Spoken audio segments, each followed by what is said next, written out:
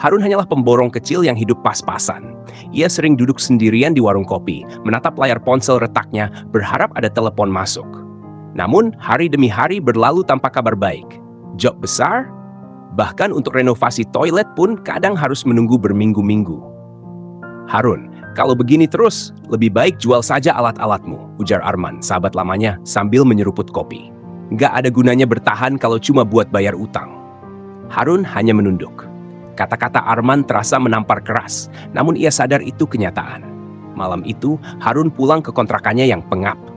Ia melemparkan helm proyek ke sudut ruangan dan membaringkan tubuh di kasur usang. Lampu remang di plafon bergoyang pelan diterpa angin dari celah jendela. Di dalam keputusasaan, Harun teringat pada satu nama yang pernah disebutkan teman sesama pemborong, Mbah Kromo. Kalau mau proyek besar, cari Mbah Kromo, begitu katanya. Tapi harus siap bayar harga yang tidak semua orang berani bayar. Harun termenung lama, antara percaya dan tidak, antara takut dan berharap. Akhirnya, sekitar tengah malam, ia memberanikan diri menuju rumah Mbah Kromo, yang terletak di pinggiran kota, tersembunyi di balik kebun bambu. Jalan setapak menuju rumah itu gelap dan becek, hanya diterangi cahaya bulan yang mengintip di sela awan tebal. Sesampainya di sana, pintu kayu lapuk itu terbuka sendiri, seolah sudah menunggunya. Masuklah Harun, terdengar suara parau dari dalam. Dengan ragu, Harun melangkah masuk. Ruangan itu penuh asap menyan dan bau tanah basah yang menyengat. Di tengah ruangan, Mbah Kromo duduk bersila, mengenakan jubah lusuh, matanya setajam belati. "Kamu ingin proyek besar, Harun?" tanyanya tanpa basa-basi. "Iya, Bah," jawab Harun, suaranya bergetar. Saya ingin berubah nasib." Mbah Kromo mengangguk perlahan. Ia mengambil sebuah mangkuk tanah liat, mengisinya dengan tanah dari sebuah kendi tua, lalu menusukkan sebilah belati kecil ke tengahnya. "Kalau mau bangunanmu berdiri kokoh dan usahamu lancar, kamu harus memberi persembahan," ucapnya berat. Harun menelan ludah. "Persembahan apa, Bah?" "Nyawa," jawab Mbah Kromo dingin. "Tapi bukan nyawamu, nyawa orang lain. Orang-orang yang tidak akan dicari siapa-siapa." Tubuh Harun membeku. Dunia seakan berhenti berputar. "Kamu siap?" desak Mbah Kromo. Dalam hening yang panjang, Harun akhirnya mengangguk perlahan. Ia tidak tahu persis apa yang akan terjadi. Ia hanya tahu, malam itu ia telah membuat perjanjian yang tak bisa dibatalkan. Beberapa bulan setelah malam penuh dosa itu, Harun perlahan mulai melihat perubahan dalam hidupnya. Ia memenangkan tender besar, sebuah proyek pembangunan gedung 10 lantai di pinggiran kota. Angkanya fantastis, lebih dari cukup untuk mengubah nasibnya. "Pak Harun, selamat ya. Gede banget nilainya," kata Anton, salah satu rekan bisnisnya, sambil menepuk pundak Harun di ruang tender. Harun tersenyum tipis. "Rezeki nggak kemana," jawabnya singkat. Tapi jauh di dalam hatinya, Harun tahu, ini bukan sekadar keberuntungan biasa. Pembangunan segera dimulai. Puluhan pekerja didatangkan, alat berat berdatangan, dan deru mesin menggema setiap hari. Semua tampak berjalan lancar, sampai hari itu tiba. Saat jam istirahat siang, seorang pekerja bernama Udin mendadak ambruk di bawah pohon mangga tempat biasa mereka berkumpul. Awalnya dikira pingsan karena kelelahan. Namun ketika temannya, Sarto, mencoba mengguncang tubuhnya, Udin tidak bergerak. Matanya terbuka lebar, menatap kosong ke langit. "Pak Harun, Udin. Udin mati!" teriak Sarto panik. Harun segera datang. Ia menatap tubuh kaku Udin sejenak, ekspresinya datar lalu berkata, "Cepat bawa ke klinik. Jangan bikin ribut di sini, kita kejar target." Para pekerja bingung, tapi tidak ada yang berani membantah. Dengan langkah berat, mereka menggotong tubuh Udin ke mobil pick-up. Tidak ada upacara, tidak ada belasungkawa. Semua harus berjalan seperti biasa. Malam itu, Harun kembali menemui Mbah Kromo. Ia membawa kaos lusuh Udin yang masih bau keringat dan tanah. "Bagus," kata Mbah Kromo sambil membakar kain itu di atas tungku kecil. Asap hitam mengepul langit-langit. "Satu sudah cukup?" tanya Harun, nadanya penuh harap. Mbah Kromo hanya tertawa pelan, serak, penuh arti. "Belum, 1 lantai, 1 jiwa. Itu syaratnya." Harun tertegun, tubuhnya mendadak dingin. Ia merasa ingin lari, tapi jalan kembali sudah tertutup. Sejak malam itu, Harun mulai melihat proyeknya dengan mata berbeda. Setiap tiang, setiap dinding, seolah menuntut darah. Bangunan itu lapar dan harus terus diberi makan. Keesokan harinya, proyek kembali berjalan. Seakan tidak pernah ada kematian. Tapi para pekerja mulai berbisik-bisik. "Aneh ya, Udin sehat-sehat aja kemarin," bisik Joni, kenek muda. "Iya, aneh banget. Nggak ada luka, nggak ada apa-apa," sambung Anto. Harun mendengarnya, tapi ia hanya berjalan melewati mereka tanpa bicara. Wajahnya keras, matanya kosong. Ia tahu ini baru permulaan. Dalam pikirannya, suara Mbah Kromo terus bergema. Satu lantai, satu jiwa. Beberapa hari berlalu setelah kematian Udin, dan proyek tetap berjalan seperti biasa. Tidak ada polisi datang, tidak ada investigasi serius. Seolah-olah semua pihak sepakat untuk menutup mata. Target Harun jelas, bangunan harus terus naik, apapun caranya. Pagi itu, para pekerja sibuk di lantai dasar, menggali lubang untuk paku bumi. Lubang-lubang besar dan dalam menganga di tengah-tengah tanah, siap ditancapi besi-besi panjang.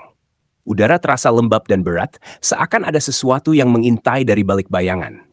Pak Harun, lubang ini dalam banget. Bahaya, Pak. Harusnya dipasang pagar pembatas, lapor Surya, salah satu mandor. Harun hanya mengangguk seadanya. Cepat selesaikan. Kita kejar progres. Surya menghela napas, lalu kembali memberi aba-aba ke anak buahnya. Siang itu, saat terik mencapai puncaknya, suara jeritan keras memecah udara. Pak, ada yang jatuh, teriak salah satu pekerja.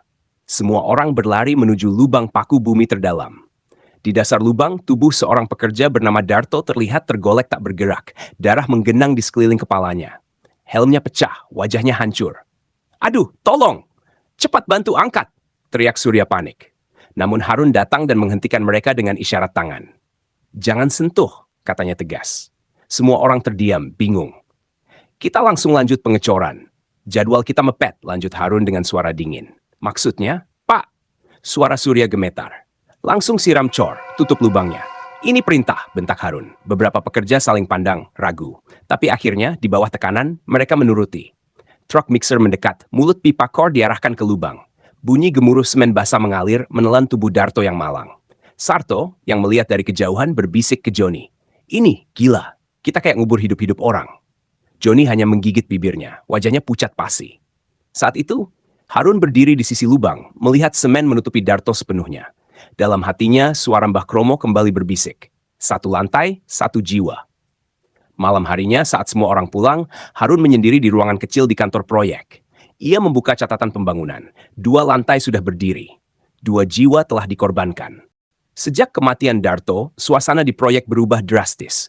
Para pekerja mulai merasa was-was. Bisikan dan cerita aneh beredar di antara mereka, meski tidak ada yang berani mengatakannya terang-terangan. Aku dengar suara dari dalam coran semalam, bisik Joni kepada Sarto di sela istirahat. Sarto mengangguk pelan. Aku juga. Kayak suara orang nangis. Mereka berdua saling pandang, bulu kuduk meremang. Namun pekerjaan tetap harus berjalan. Ancaman Harun terlalu besar untuk dilawan. Upah besar yang ditawarkan Harun juga menahan banyak mulut tetap diam. Sementara itu, Harun semakin tenggelam dalam kesibukannya. Setiap malam, ia menghitung progres lantai dan, dalam hati, menghitung pula berapa banyak jiwa yang masih harus dikorbankan. Kini bangunan sudah mencapai lantai 3. Sore itu, awan gelap bergulung di langit. Hujan deras turun mendadak, memukul-mukul atap seng dan tanah merah proyek. Para pekerja segera berlindung, menunggu hujan reda. Tiba-tiba terdengar teriakan keras dari arah tumpukan besi beton. Ada yang kejatuhan, teriak seseorang. Semua orang berlarian menuju lokasi. Mereka menemukan Giman, salah satu pekerja senior, tergeletak dengan besi panjang menancap di punggungnya. Darah mengucur deras membasahi tanah berlumpur. Pak Harun, ini serius Pak, harus bawa ke rumah sakit, teriak Surya panik. Namun Harun datang dengan langkah tenang. Ia hanya menatap tubuh Giman yang nyaris tak bernyawa, lalu berbalik kepada sopir truk. Langsung cor area ini. Jangan buang waktu, ucapnya dingin. Beberapa pekerja menolak, wajah mereka pucat ketakutan. Tapi Pak, ini orang Pak, kata Joni dengan suara gemetar. Harun mendekat dan menatapnya tajam. Kalau kamu nggak mau kerja, kamu keluar sekarang juga. Gaji, lupakan. Di bawah tekanan dengan perasaan hancur, mereka akhirnya menuruti. Giman, yang mungkin masih hidup, perlahan-lahan ditelan oleh aliran semen dingin. Beberapa pekerja mulai menangis diam-diam. Rasa bersalah dan ketakutan bercampur menjadi satu. Tapi tidak ada jalan keluar. Mereka semua terperangkap dalam proyek yang sudah berbau kematian ini. Malam itu hujan belum berhenti. Dari balik tenda, Sarto mendekati Joni. Kita harus cari cara kabur dari sini, bisiknya ketakutan. Kalau enggak, kita bakal jadi korban berikutnya. Joni mengangguk, matanya merah. Sementara itu, di ruangan kecilnya, Harun termenung. Ia merasa bangunan itu hidup. Setiap semen yang dituangkan, setiap lantai yang berdiri, seolah berbisik padanya. Malam itu, ia bermimpi. Ia melihat Udin, Darto, dan Giman berdiri di tepi bangunan yang belum jadi. Wajah mereka penuh luka, mata mereka kosong, namun tangan mereka menunjuk lurus ke arah Harun. Harun terbangun dengan keringat dingin membasahi seluruh tubuh. Di luar, hujan masih turun. Dan dalam gelap malam, bangunan setengah di itu berdiri, seakan menertawakannya. Hari-hari setelah kematian Giman terasa semakin gelap di proyek itu. Suasana semakin tegang, dan para pekerja mulai terlihat resah. Mereka saling berbisik, bertukar cerita tentang kejadian-kejadian aneh yang mereka alami, meskipun tak satu pun dari mereka yang berani berbicara terbuka. Sarto dan Joni, yang masih bekerja di lokasi, sudah mulai berencana untuk pergi. Mereka merasa bahwa proyek ini bukan hanya berbahaya, tapi juga telah menjadi kutukan. Namun, mereka tahu bahwa untuk kabur, mereka harus mencari cara yang sangat hati-hati, karena Harun dan ancamannya yang keras selalu mengintai. Pagi-pagi ini aja, kita cabut, kata Sarto dengan suara gemetar. Kalau kita nggak mau jadi bagian dari gedung itu, kita harus pergi sekarang. Joni hanya mengangguk, wajahnya pucat pasi. Tapi kita harus hati-hati, Harun nggak akan biarin kita pergi begitu saja. Hari itu, proyek kembali berjalan meski hujan masih mengguyur. Para pekerja yang tersisa melanjutkan tugas mereka dengan langkah berat. Harun, di sisi lain, tampak lebih tenang dari biasanya. Ia duduk di kantornya, menatap layar komputer yang berisi rincian perkembangan proyek. Namun, sesuatu terasa berbeda. Meskipun semua tampak berjalan lancar, ada perasaan tidak enak yang terus menghantuinya. Harun merasa bahwa meski gedung itu semakin tinggi, ia semakin jauh dari kemanusiaannya. Tiba-tiba Surya, mandor yang paling setia, berlari masuk dengan wajah ketakutan. Pak Harun, Pak, ada yang aneh di lantai 4. Harun segera berdiri. Apa maksudmu? Begini Pak, tadi siang saat pengecoran ada 2 pekerja yang hilang.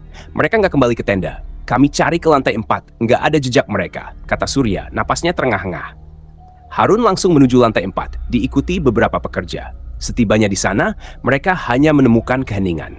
Tidak ada jejak darah, tidak ada tubuh yang ditemukan. Semua tampak normal, kecuali satu hal, atmosfernya. Udara terasa lebih dingin, seolah ada sesuatu yang mengintai. Semua mata tertuju pada satu titik di tengah lantai yang baru saja dicor. Di sana, tanah yang belum sepenuhnya kering bergerak, seperti ada sesuatu yang terjebak di bawahnya. Pak, itu suara, teriak Joni, menunjuk ke tanah yang mengguncang. Harun merasakan ada yang tidak beres. Perasaan takut yang sudah ia abaikan selama ini kini kembali menghantui. Sesuatu yang sudah ia lakukan, sesuatu yang ia sembunyikan mulai menyeretnya kembali. Semua kembali bekerja, perintah Harun dengan suara tegas, meskipun tangannya gemetar. Tidak ada yang aneh di sini.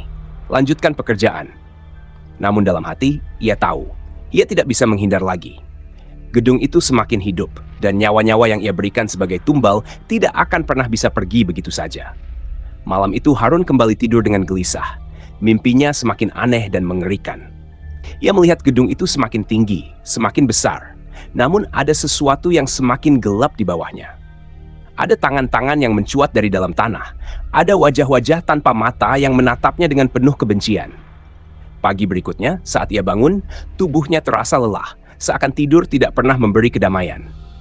Ia melihat jam dinding yang berdetak dengan lambat, dan saat ia melangkah keluar menuju proyek, ia mendapati sesuatu yang lebih mengerikan dari sebelumnya.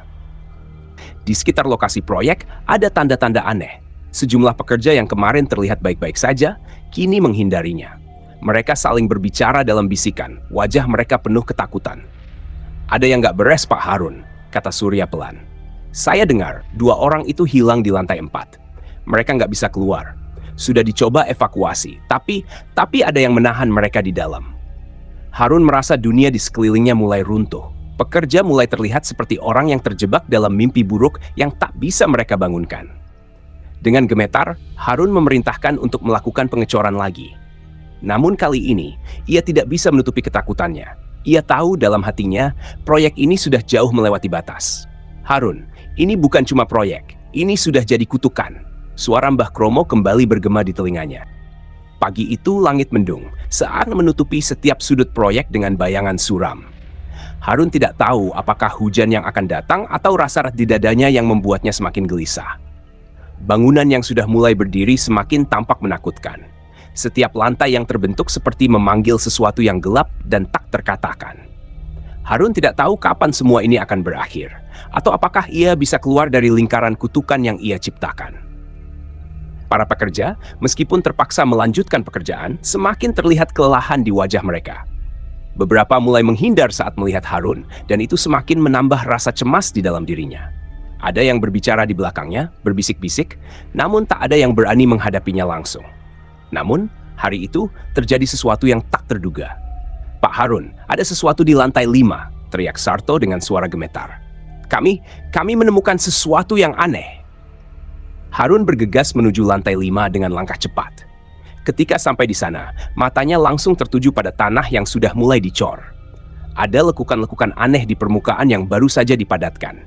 Seperti ada sesuatu yang bergerak di bawahnya.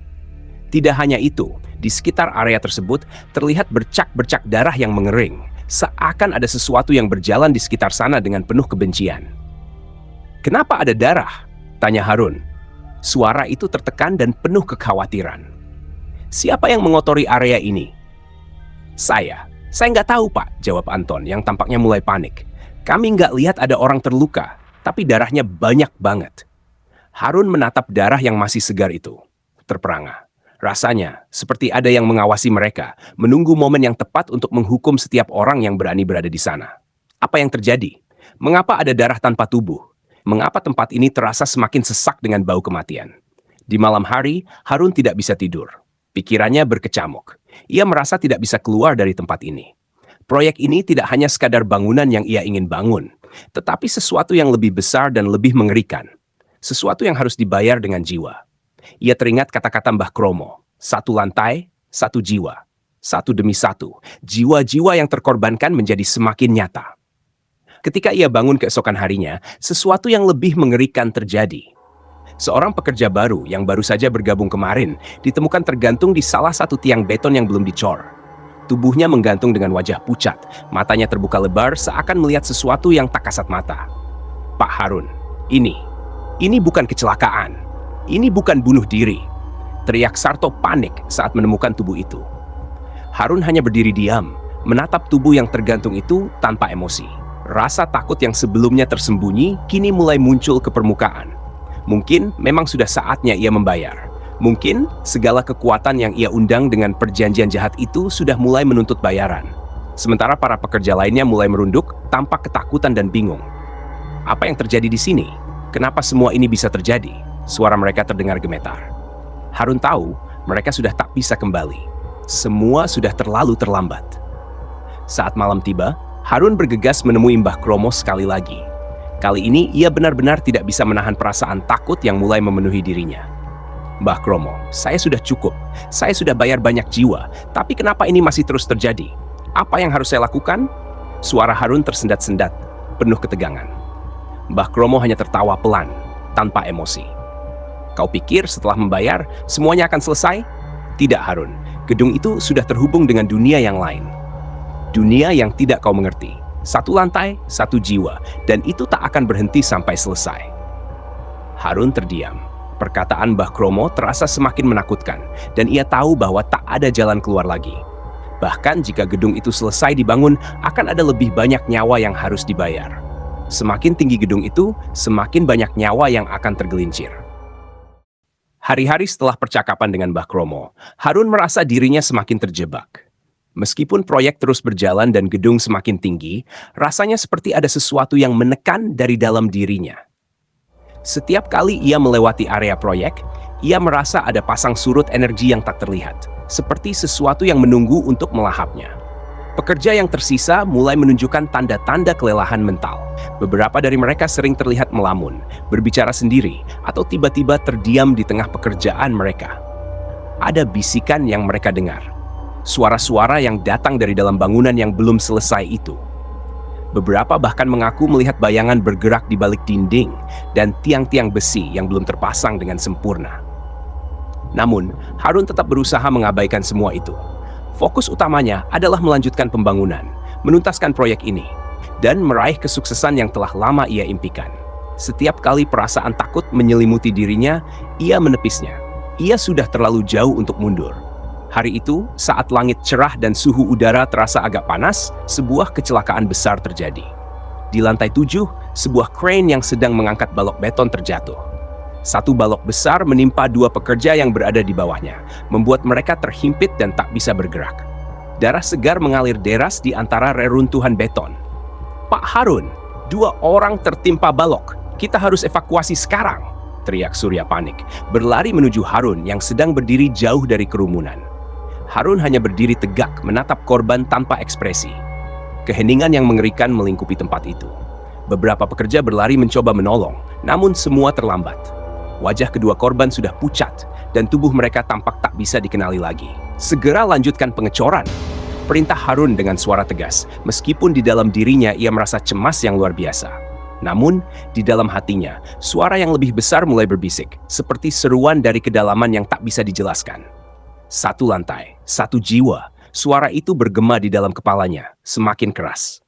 "Pak Harun, ini bukan kecelakaan biasa." Suara Joni yang ketakutan terdengar dari belakang. Harun berbalik dan melihat wajah Joni yang pucat. "Kamu ingin berhenti juga, Joni?" tanya Harun dengan nada dingin. Meskipun dalam hatinya ada perasaan cemas yang semakin mengganggu. Pekerjaan harus selesai. Tidak ada yang bisa menghalangi ini. Joni menunduk, tidak menjawab. Di dalam dirinya, dia merasa ada yang tidak beres. Ada sesuatu yang sangat gelap di balik semua ini, tapi tidak ada yang bisa menghentikan roda yang sudah berjalan.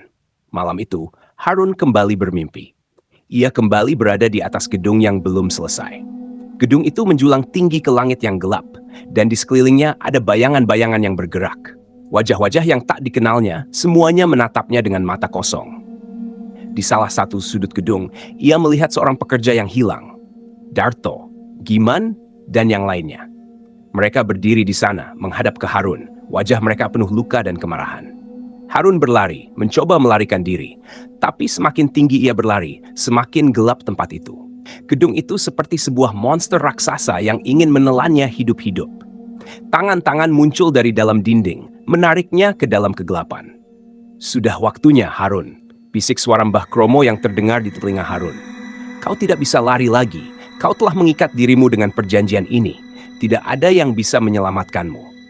Harun terbangun dengan napas terengah-engah, tubuhnya basah kuyup oleh keringat. Jam dinding menunjukkan pukul 3 pagi. Ia merasa ada sesuatu yang semakin dekat dengan dirinya, sesuatu yang tak bisa ia hindari.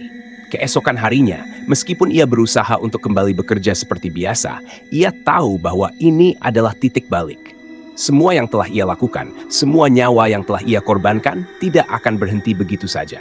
Saat ia berjalan menuju proyek, langit yang cerah di pagi hari terasa semakin suram. Di belakangnya, ia mendengar suara langkah kaki. Banyak pekerja yang semakin menatapnya dengan tatapan yang tidak mengenal belas kasihan. Ada yang tampak ketakutan, ada pula yang seolah-olah sudah menyerah pada nasib mereka. Setelah kejadian kecelakaan besar di lantai 7, ketegangan di lokasi proyek semakin memuncak. Meskipun Harun berusaha mempertahankan ketenangannya dan memerintahkan agar pekerjaan dilanjutkan, tak ada yang bisa menutupi perasaan cemas yang menggelayuti semua orang. Setiap hari, lebih banyak tanda-tanda aneh mulai bermunculan. Pekerja yang kehilangan semangat, suara-suara tak jelas yang datang dari dalam bangunan, dan semakin banyaknya bisikan tentang kejadian-kejadian yang tidak bisa dijelaskan. Namun, Harun tidak bisa mundur.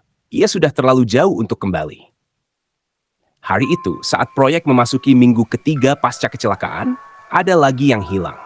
Kali ini, bukan hanya seorang pekerja, tetapi dua orang sekaligus, Wahyu dan Sigit.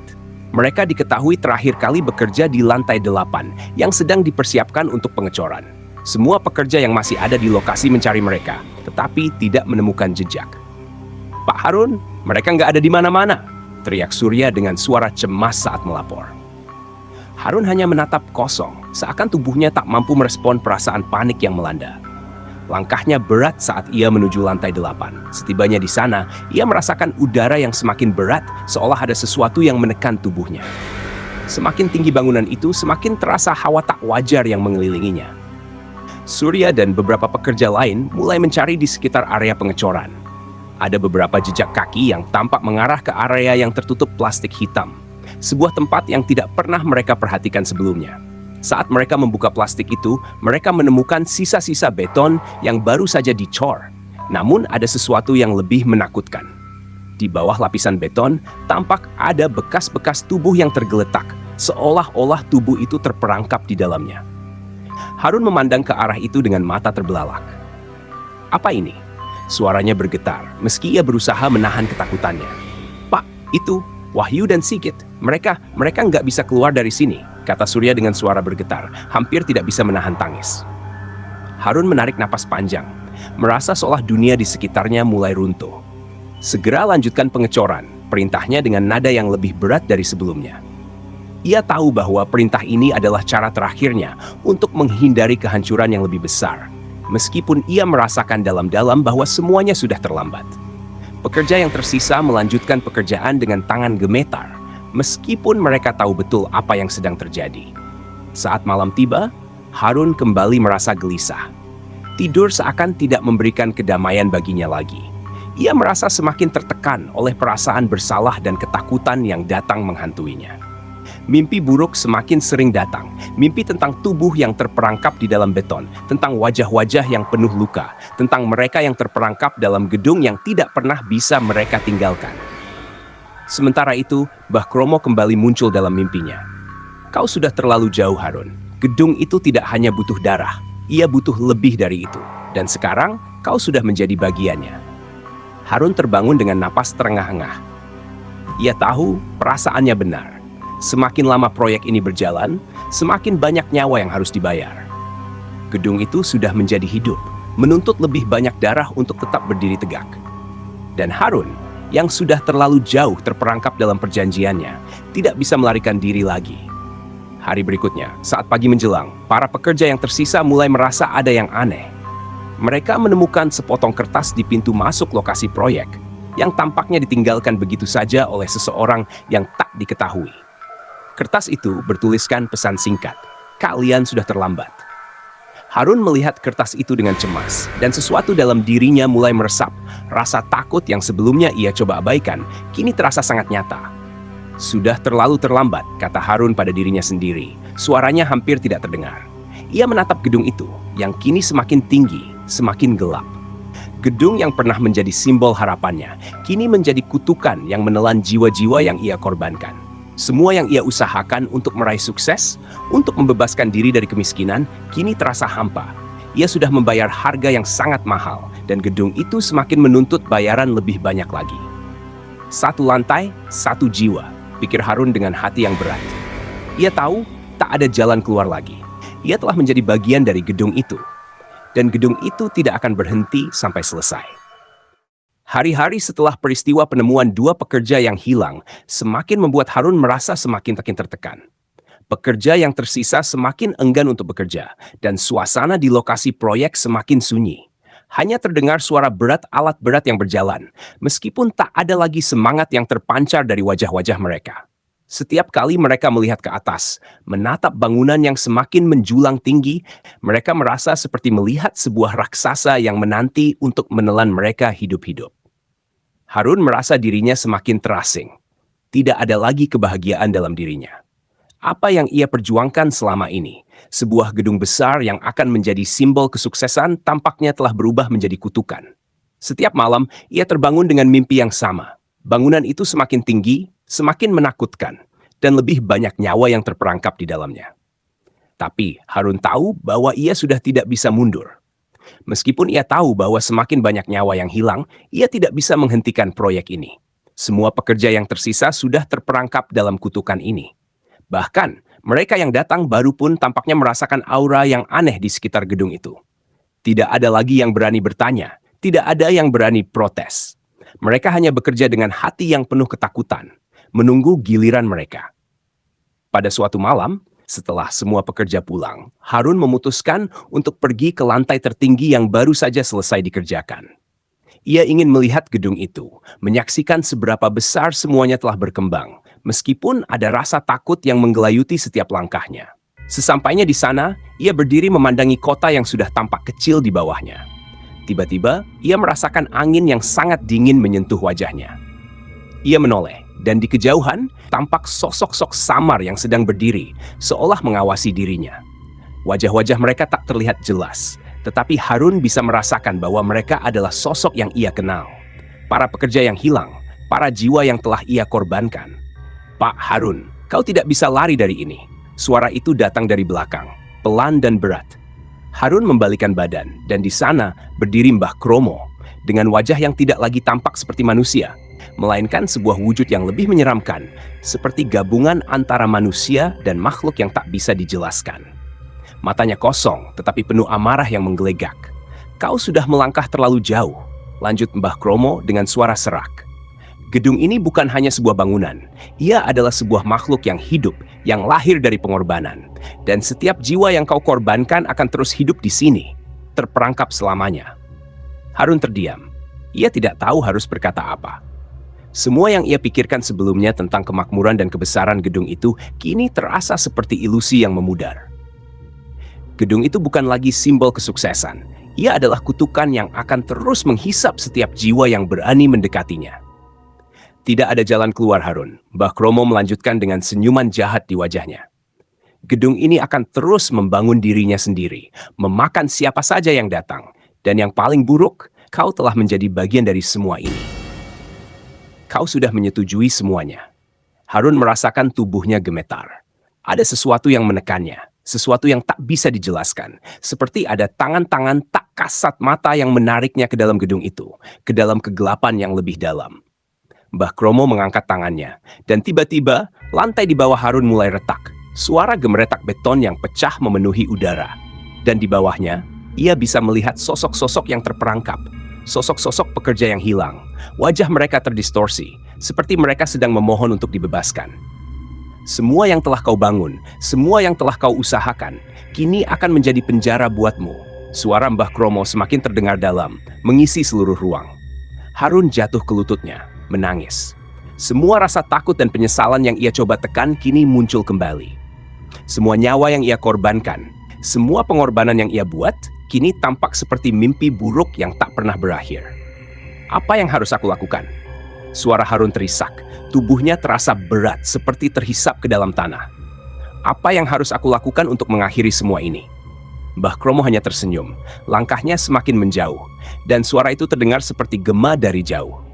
Tidak ada yang bisa mengakhiri ini, Harun. Semua ini sudah terlalu jauh.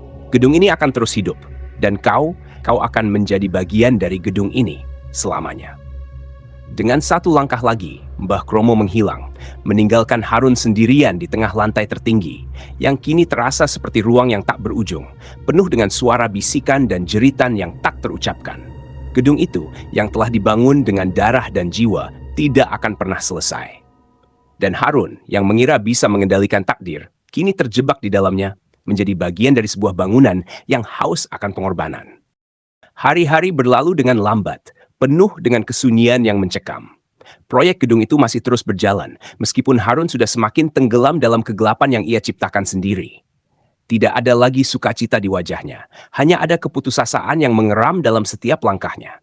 Ia berjalan melalui gedung yang semakin tinggi, semakin besar, tetapi di dalam dirinya, ia merasa semakin kecil, semakin terperangkap. Pekerja yang tersisa mulai menunjukkan tanda-tanda keanehan. Beberapa dari mereka mulai berbicara sendiri. Mata mereka tampak kosong, seperti ada sesuatu yang menguasai tubuh mereka. Ada yang tiba-tiba terjatuh tanpa sebab, dan tubuh mereka tidak bisa bangkit lagi. Ada yang melamun dengan tatapan kosong, berbicara tentang hal-hal yang tidak mereka ingat. Mereka semua mulai terlihat seperti bayangan, kehilangan kemanusiaan mereka satu persatu. Harun semakin terasingkan, seperti ia berada di dunia yang berbeda, terperangkap dalam proyek yang tidak bisa ia hentikan. Gedung itu semakin besar, namun semakin banyak pula jiwa yang terjebak di dalamnya. Mereka yang hilang, mereka yang mati, semuanya kini menjadi bagian dari bangunan itu, penjaga yang tak tampak, namun selalu hadir dalam setiap sudut, di setiap retakan dinding. Pada suatu malam, Harun kembali bermimpi. Kali ini, mimpinya bukan hanya sekadar bayangan, tetapi sebuah kenyataan yang menghantui. Ia berada di tengah gedung yang gelap, dengan suara langkah kaki yang semakin mendekat. Tidak ada lagi suara mesin atau pekerja, hanya ada bisikan yang semakin keras di telinganya. "Apa yang kau lakukan di sini, Harun?" Suara itu terdengar dari belakang, berat dan penuh amarah. Harun menoleh, dan di sana berdiri para pekerja yang telah menjadi korban, Darto, Giman, Wahyu, Sigit, dan semua yang telah hilang. Wajah mereka penuh luka, tubuh mereka terdistorsi, seolah mereka terperangkap di dalam dinding gedung yang masih terus tumbuh. "Kau sudah mengorbankan kami," kata Darto, suaranya serak. Kau telah menumbalkan kami untuk mengejar kesuksesan. Sekarang, kami akan mengejarmu selamanya." Harun mundur, tubuhnya gemetar. "Tolong, hentikan semua ini!" teriaknya. Suaranya penuh keputusasaan. "Tidak ada yang bisa menghentikan ini, Harun," jawab Kiman. Suara mereka semakin bergema di sekelilingnya. "Gedung ini akan terus tumbuh, dan kau akan menjadi bagian dari itu. Kau tidak bisa melarikan diri." Harun merasa seolah ada tangan-tangan tak terlihat yang menariknya, seolah ia tak bisa bernapas, seolah ia terperangkap dalam kegelapan yang semakin menelan dirinya. Gedung itu semakin tinggi, semakin besar, dan ia semakin kecil, semakin terperangkap. "Sudah terlambat, Harun." Suara Mbah Kromo terdengar kembali. Kali ini lebih jelas dan mengerikan. "Gedung ini sudah menjadi bagian dari dirimu, dan kau telah menjadi bagian dari gedung ini. Tidak ada jalan keluar." Dengan satu langkah terakhir, Harun terjatuh ke dalam kegelapan. Ia merasakan tubuhnya terjerat oleh beton, terperangkap di dalam gedung itu, tidak bisa bergerak, tidak bisa bernapas. Wajah-wajah para pekerja yang telah hilang semakin mendekat. Mata mereka kosong, penuh kemarahan dan penyesalan. Harun terbangun dengan keringat dingin. Napasnya terengah-engah. Ia melihat sekelilingnya. Namun yang ia lihat hanya gedung yang terus tumbuh. Tidak ada jalan keluar. Tidak ada kesempatan untuk melarikan diri. Proyek ini telah mengikatnya. Dan ia tahu, kini tidak ada cara untuk menghindari takdir yang telah ia ciptakan. Hari itu, untuk pertama kalinya, Harun merasa benar-benar sendirian. Pekerja yang tersisa tampak semakin menghindarinya. Mereka tidak berani mendekat. Tidak ada lagi yang mau berbicara dengannya. Semua yang tersisa hanya ketakutan. Dan ketakutan itu mulai merasuk ke dalam dirinya juga. Harun tahu bahwa ia tidak bisa melarikan diri. Gedung itu telah menjadi lebih dari sekadar bangunan. Ia telah menjadi entitas yang menguasai setiap jiwa yang terlibat di dalamnya. Setiap lantai yang dibangun, setiap dinding yang ditambahkan, semakin menambah kekuatan gedung itu untuk menelan lebih banyak jiwa. Tidak ada yang bisa menghentikan ini. Tidak ada yang bisa menyelamatkan Harun. Ia adalah bagian dari gedung itu. Setiap hari, Harun merasakan dirinya semakin terperangkap dalam proyek yang tak pernah ia bayangkan akan menghancurkannya. Gedung itu, yang dulu ia anggap sebagai simbol kesuksesan, kini menjadi penjara yang mengekang seluruh hidupnya.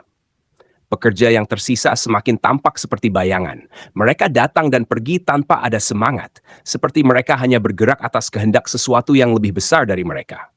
Harun tahu, mereka semua telah menjadi bagian dari takdir yang tidak bisa dihindari. Setiap kali ia berjalan di antara lantai-lantai yang belum selesai, ia merasa seolah ada mata yang mengawasinya, meskipun tak ada siapapun di sekitar.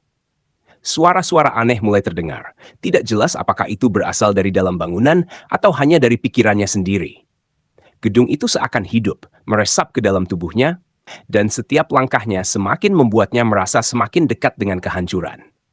Pada suatu pagi yang suram, Harun memutuskan untuk kembali ke lantai yang dulu menjadi tempat pertemuannya dengan Mbah Kromo. Ia merasa ada sesuatu yang belum ia ketahui, sesuatu yang perlu ia selesaikan, sebuah keputusan yang harus ia buat, meskipun ia tahu itu mungkin akan mengakhiri segalanya. Ia ingin sekali menghentikan proyek ini, meskipun ia tahu bahwa tak ada cara untuk mundur. Saat ia tiba di lantai itu, ia melihat sesuatu yang membuat hatinya berhenti sejenak. Di tengah-tengah lantai yang kosong, ada sebuah meja tua yang terletak di bawah cahaya redup dari lampu yang hampir mati. Di atas meja itu tergeletak sebuah buku besar, tebal, dengan sampul hitam yang terlihat sangat tua. Tanpa berpikir panjang, Harun mendekatinya dan membuka halaman pertama buku itu. Apa yang ia baca membuat jantungnya berdebar kencang. Buku itu berisi catatan tentang gedung yang sedang ia bangun, tentang sejarahnya yang kelam, tentang kontrak yang dibuat dengan kekuatan yang lebih gelap daripada yang bisa ia bayangkan. Ia membaca dengan penuh kecemasan, mengetahui bahwa apa yang ia lakukan tidak hanya merusak dirinya, tetapi juga menghancurkan mereka yang terlibat dalam proyek ini. Setiap halaman buku itu mengungkapkan lebih banyak tentang pengorbanan yang dibutuhkan untuk membangun gedung ini, dan tentang bagaimana nyawa manusia telah menjadi bahan bakarnya. Jadi ini yang sebenarnya, Harun berbisik, merasakan keringat dingin mengalir di pelipisnya. Gedung ini bukan hanya bangunan biasa, ini sebuah entitas. Tiba-tiba, suara langkah kaki terdengar dari belakangnya.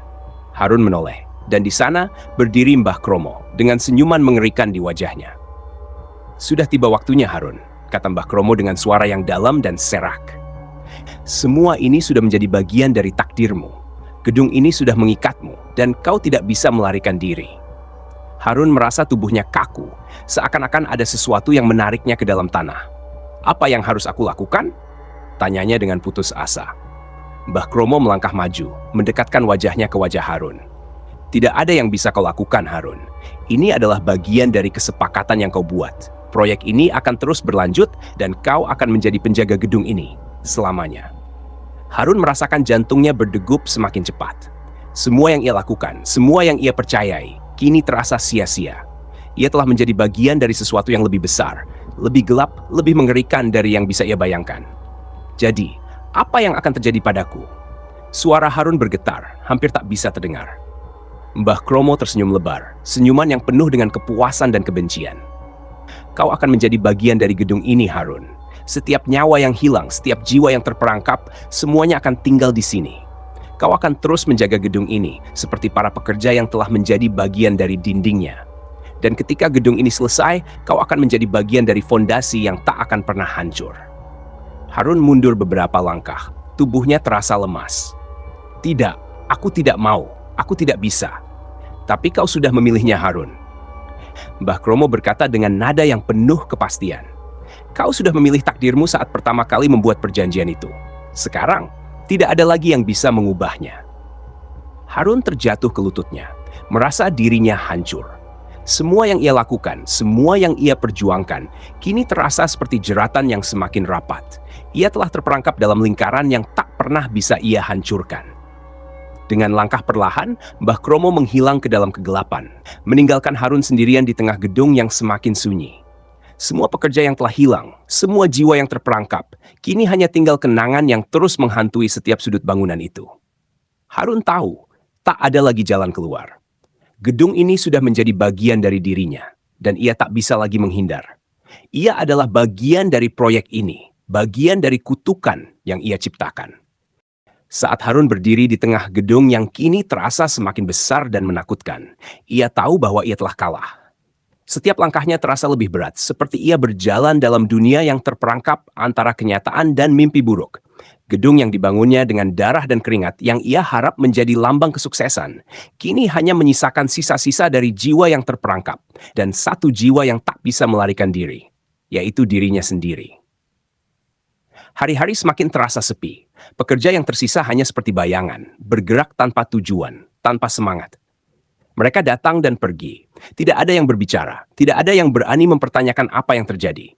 Semua takutkan apa yang ada di dalam gedung itu. Takut pada sesuatu yang lebih besar daripada mereka. Sesuatu yang tidak bisa mereka lihat, tapi mereka bisa rasakan. Di satu sudut gedung yang hampir selesai, Harun melihat-lihat, menatap setiap retakan, setiap celah, yang semakin memperlihatkan bahwa bangunan ini lebih dari sekadar beton dan besi. Ia bisa merasakan sebuah kehadiran di setiap dinding, di setiap lantai, seperti ada sesuatu yang mengawasinya. Pekerja yang hilang, yang telah menjadi bagian dari gedung ini, kini hanya ada di dalam pikirannya. Suara-suara mereka, wajah-wajah mereka yang tidak bisa ia lupakan. Ia berdiri di puncak gedung, menatap ke bawah ke kota yang telah jauh lebih kecil dari posisi tingginya. Semua yang ada di bawahnya, rumah-rumah, jalan-jalan, bahkan manusia yang berjalan di sana, seperti bayangan. Ia merasa terputus, seperti ia tidak lagi menjadi bagian dari dunia itu. Gedung ini, yang telah menyedot nyawa-nyawa para pekerja, kini menjadi hidup, sebuah makhluk besar yang menuntut pengorbanan terus-menerus. Selesai, kata Harun pelan pada dirinya sendiri. Ini semua sudah selesai. Namun, saat ia menatap gedung itu, ia tahu bahwa ini bukan akhir. Gedung ini tidak akan pernah selesai. Proyek ini tidak akan pernah benar-benar berakhir. Setiap sudut gedung ini, setiap batu bata, setiap lapisan semen akan terus hidup, akan terus menarik jiwa-jiwa baru, dan akan terus membangun dirinya sendiri tanpa henti. Harun merasakan tubuhnya semakin berat, seolah-olah ada sesuatu yang menariknya kembali ke dalam gedung itu. Sebuah kekuatan yang lebih besar dari apapun yang bisa ia lawan. Ia menutup matanya, merasakan kegelapan itu semakin menyelimutinya. Ketika ia membuka mata lagi, ia sudah berada di dalam gedung, di tengah-tengah kegelapan yang begitu pekat. Di sekelilingnya, wajah-wajah para pekerja yang telah hilang tampak semakin jelas. Mereka semua terperangkap di dalam dinding, dalam lantai, dalam setiap bagian dari bangunan ini. Mereka menatapnya dengan tatapan kosong, penuh amarah dan penyesalan. Harun, suara mereka terdengar seperti gema. Kami tidak akan pernah pergi. Kami akan tinggal di sini selamanya bersama gedung ini. Begitu juga denganmu. Harun merasa tubuhnya mulai terjerat. Ia tak bisa bergerak. Gedung ini sudah menjadi bagian dari dirinya dan ia adalah bagian dari gedung ini. Mereka semua terperangkap dalam kutukan yang tak bisa dihindari. Gedung yang dulu dibangun dengan ambisi dan harapan, kini menjadi penjara yang tidak bisa dihancurkan. Harun, yang mengira bisa menguasai takdir, kini terjebak dalam lingkaran yang tak ada habisnya. Dan semua yang terlibat dalam proyek ini, pekerja, kontraktor, bahkan Mbah Kromo, sekarang hanya ada dalam ingatan yang tak bisa dilupakan, tak bisa dihentikan. Saat Harun merasakan dirinya terperangkap, ia tahu ini adalah akhir dari segalanya. Tidak ada jalan keluar. Gedung ini akan terus tumbuh, menelan lebih banyak jiwa, dan ia akan terus ada di dalamnya, selamanya. Dan demikianlah, proyek yang dimulai dengan sebuah janji untuk kesuksesan, berakhir dengan kutukan yang tak terhapuskan. Gedung itu tetap berdiri, semakin tinggi, semakin kuat, sementara jiwa-jiwa yang terperangkap di dalamnya akan terus menghantui setiap sudutnya, mengingatkan pada harga yang harus dibayar untuk mencapai sesuatu yang tak terjangkau. Proyek itu selesai, tapi kisahnya, kisah Harun dan kutukan yang ia ciptakan, akan terus berlanjut, tak pernah berakhir selamanya. Dengan ini, cerita misteri tumbal proyek selesai. Terima kasih telah mengikuti hingga akhir.